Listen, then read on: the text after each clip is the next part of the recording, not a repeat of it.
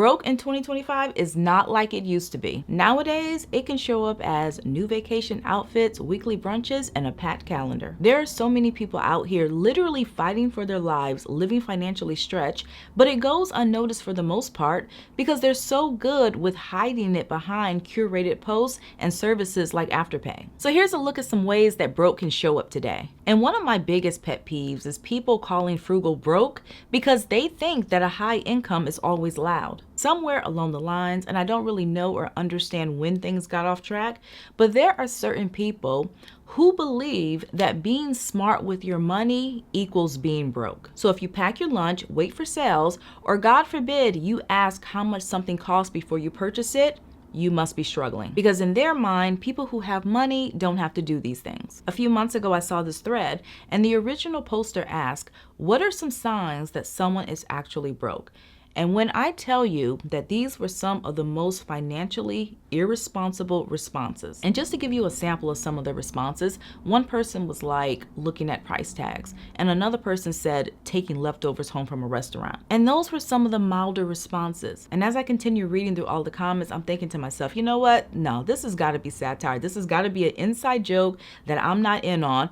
But no, those people, they were dead serious. We've reached this really weird place where in some people's minds, being financially responsible and financially modest equals a low income, and that is wild. A while back, I saw a video of a doctor giving tips, and of all the useful information that he was giving, one person chose to hone in on the fact that he was living in an apartment. And they actually started joking him in the comments, talking about how he must not be a very good doctor if that's all he could afford. But let me tell you, his response was so smooth, and he basically told the person that by making that type of comment, they were actually revealing more about their financial position than they realize, because people who actually have it like that don't typically go around making those types of statements, because in most cases they realize that being frugal is a strategy, and that's how they're able to maintain their stability. Broke can also be misapplying experiences over things and digging yourself into a financial hole. And I talked about this recently in another video, but it deserves a second mention. Listen, I am all for experiences, okay?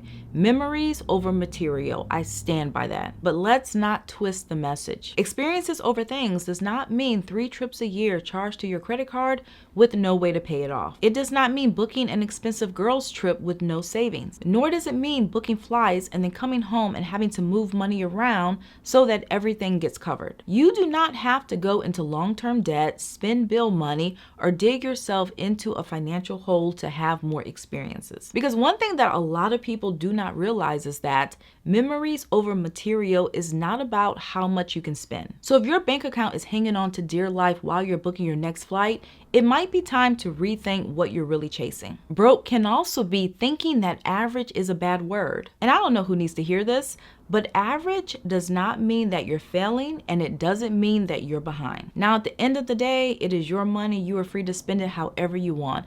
I don't know your finances. I don't know your bills. I can't tell you what to do. But I'm still going to say this. Having a luxury car, living in the most expensive apartment in your city, and having every part of your life aesthetically pleasing should not be at the expense of your financial health. Because if your income barely got your foot in the door and it's not increasing anytime soon, eventually you're going to hit your breaking point. And if you think struggling to pay for a bunch of stuff that you technically can't afford is hard, imagine how much harder it's going to be when you have to give it all up. Living within your means isn't settling, it's freedom. Another broke habit of 2025 is thinking that budgets are only for broke people. And I'm only going to say this once. Budgeting is not a struggle strategy. It's actually a power move. And many frugal people and high earners have one because they realize it's not about restricting life. It's about telling your money exactly where to go before it disappears. Because regardless of how much you make, if you don't have any type of limits in place, it becomes so easy to overspend in just about every area of life. And this is precisely why you will sometimes hear stories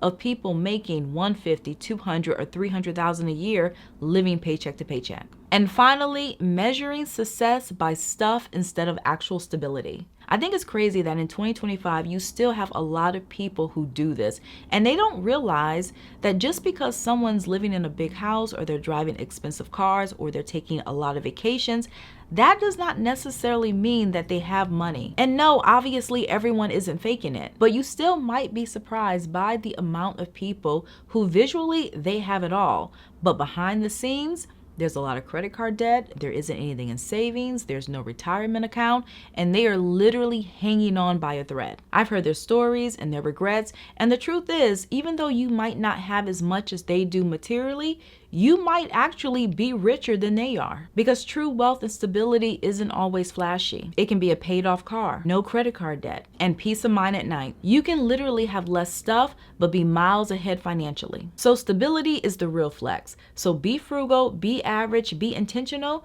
because in the end, that's how you get ahead and stay ahead.